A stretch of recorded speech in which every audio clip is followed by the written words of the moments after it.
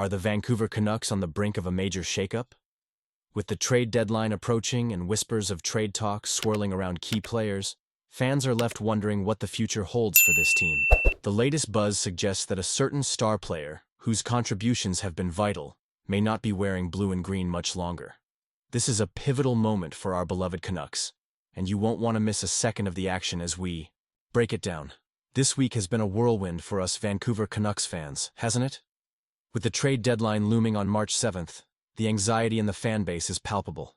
It feels like no player is safe, well, except for maybe Quinn Hughes, who seems to have a protective bubble around him. But after that brutal 5-2 loss to the Ducks, our playoff hopes are looking bleak. I mean, how many more losses do we need to endure before we accept that this team is on the brink of missing the playoffs? Stathletes has projected that the Calgary Flames will finish just a point ahead of us, which isn't exactly a confidence booster. I watched a segment where Todd Furman, a former Vegas oddsmaker, weighed in, and he made some valid points. He mentioned the chemistry in Calgary and how it's more cohesive than what we're seeing here in Vancouver. It's frustrating because, on paper, we have the talent. But talent alone doesn't win games. It's about the players working together and playing for one another. And right now, it feels like our team is missing that spark. Then there's Brady Tkachuk's comments regarding Quinn Hughes and the whole Four Nations tournament fiasco. He called out the organization for not allowing Hughes to participate, which seems to suggest there are deeper issues within our management.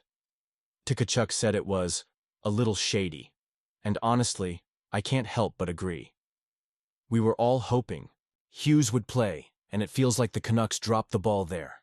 And let's talk about Elias Pettersson. We all know he has the potential to carry this team, but can he really do it alone? The JT Miller trade was meant to alleviate some internal tension, and we were all optimistic that Pettersson would find his game again. But the reality is, he's still struggling. Then there's the issue with Thatcher Demko's health. Without our starting goalie, we're left with Kevin Lankinen, who just signed a 5-year extension. It's a move that raises eyebrows, doesn't it? Do we really trust Lankinen to hold down the fort if Demko can't stay healthy? I've been following this team for a long time, and I can't help but feel a mix of hope and dread. We've seen flashes of brilliance, but they're too few and far between. I want to believe we can still make a push for that wild card spot, but every loss chips away at that belief. The frustration is real, and it's shared by fans across the board. Want to hear from you, though. Do you think this management is on the right path? Are the moves they're making, like potentially trading Brock Boeser, what we need to shake things up? Honestly, I'm torn. Part of me thinks a shakeup could bring some fresh energy, while another part worries that we might lose crucial pieces in the process. And you? What do you think? I want to hear your opinions down below. How do you feel about the direction the Canucks are taking? Are we heading for a rebuild, or can we salvage this season? Your insights are invaluable, so don't hold back. Canucks fans, we're in a critical moment as the trade deadline looms just a week away. The big question on everyone's mind is, what are the Canucks going to do? Honestly, it's hard to pinpoint what this team is right now. We've got a generational talent in Quinn Hughes on the blue line, but beyond that, it feels like we're searching for answers in a fog. The Miller-Pettersson situation has overshadowed everything this season. The rift between our two star centers is a significant part of the narrative, but it's not the only reason things have gone south. Both Miller and Pettersson have struggled, and Pettersson's recent form is frankly unacceptable for someone of his talent. The attempts to integrate new players into this roster haven't gone as planned, and it's left us with a defense core that's taken a step back compared to last year. Speed has been an issue too.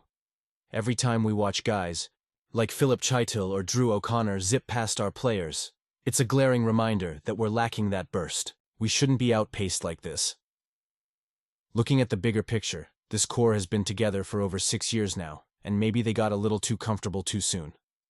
Sure, we can cut them some slack for the 2020 run, which happened under unusual circumstances, but the aftermath has been tough to swallow. The fun moments have been fleeting, and when we step back and look at the overall results, it's clear we haven't gotten where we need to be. So, what's the plan? This is the time for serious roster building. Last season's success was built on the foundation laid by Rick Toshi and his coaching staff during the second half of the 2022-23 season. They instilled a structure and spirit that we're seeing the effects of now, but it's clear we need more than just a sprinkle of luck to turn this ship around. Right now, at least we have Quinn Hughes and a solid goalie tandem with Kevin Lankinen. There's potential in Elias Pettersson, the defenseman, not to mention promising prospects like Jonathan Lekkerimaki and Tom Willander waiting in the wings. But then there's Elias Pettersson, the center, a player who, let's be honest, looks broken. Do we hang on to him in hopes he finds his game again? Or do we trade him and try to recoup some value? It's a tough call, and I'm honestly torn on which route to take. Brock Boeser should be at the top of the trade list. He's a good player, but not quite the elite goal scorer we need. If we flip him for a first-round pick, suddenly we're looking at 2 first-round picks and a bit more cap space to work with. That's a move that could help reshape this roster. We could also look to trade guys like Derek Forbort and Pius Suter for mid-round picks.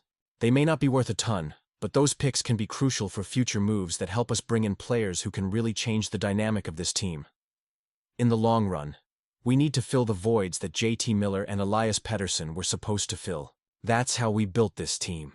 Those two were meant to lead us alongside Quinn Hughes. So, as we stand on the brink of what could be a pivotal trade deadline, I want to hear from you. Do you think this was the best decision? Honestly, I'm torn on where we're headed. And you? What do you think? I want to hear your opinions down below. Are we making the right moves, or are we just spinning our wheels?